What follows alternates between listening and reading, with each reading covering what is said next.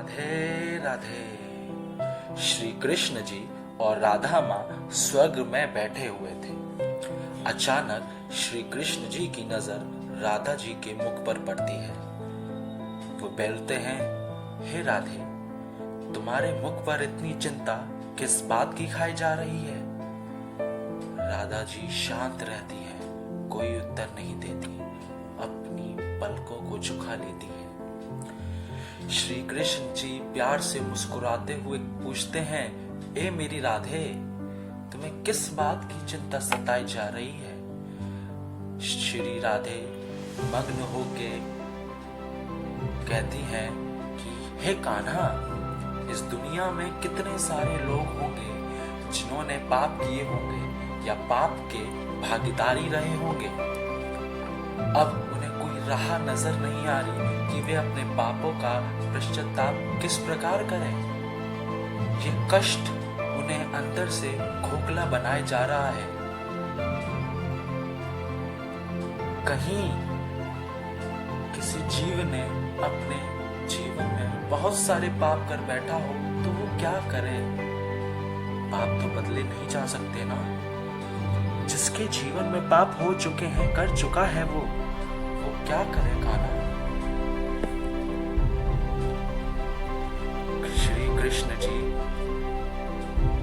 मुस्कुराते हुए राधा की ओर देखते हैं और कहते हैं, सम्मुख होए जीव मोही जभी, घन कोटि अवनाशो तभी।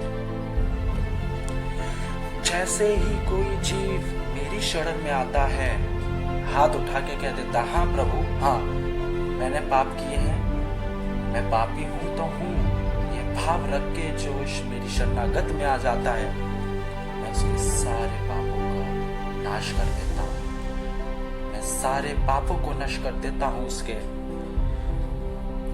जब जीव मेरे सम्मुख होके पूर्ण रूप से समर्पित हो जाए, स्वयं भगवान कह रहे हैं कि जो व्यक्ति मेरे सामने सारे पापों का उल्लेख करके पूर्ण रूप से मुझे समर्पित कर देगा, मैं उसके सारे पाप हर लूंगा।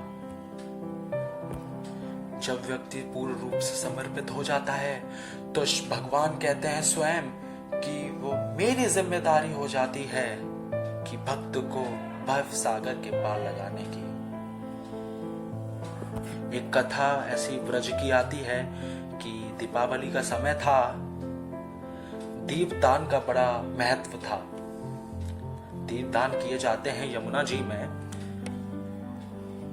तो यशोदा माँ ने सोचा कि थोड़ा सा दीपदान किया जाए। मैया सज धज के श्रृंगार कर रही थी। छोटे से कान्हा जी पहुंचते हैं और मैया से कहते हैं कि माँ, हम भी पूजा करने चलेंगे।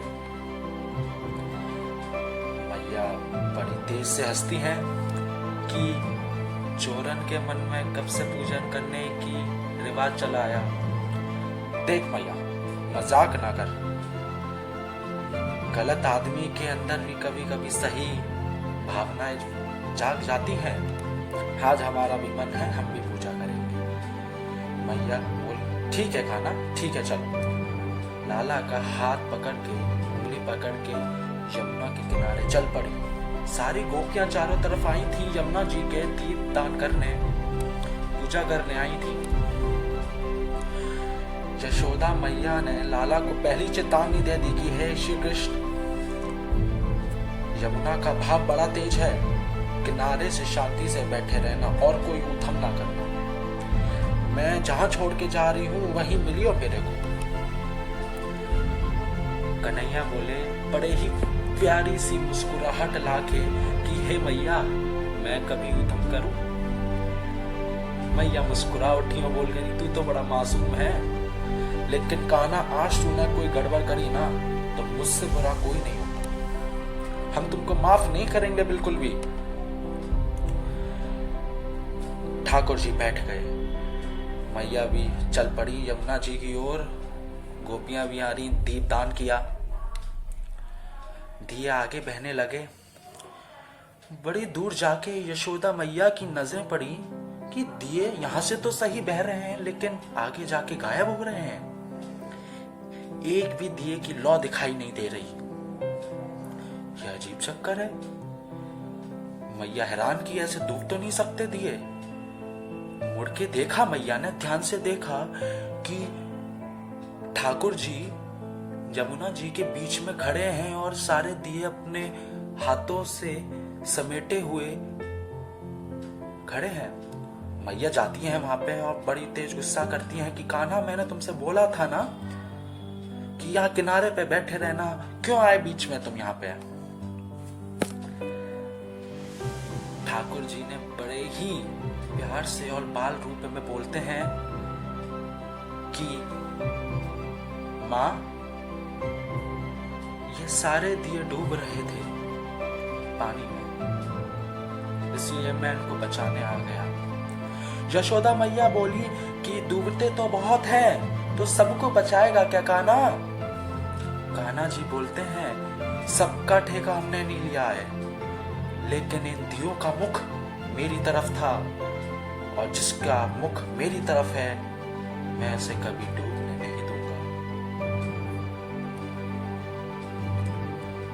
उसको पार लगाना मेरी जिम्मेदारी। कलयुग में पाप से मुक्ति पाने का सबसे सरल उपाय यही है कि प्रभु स्वयं कहते हैं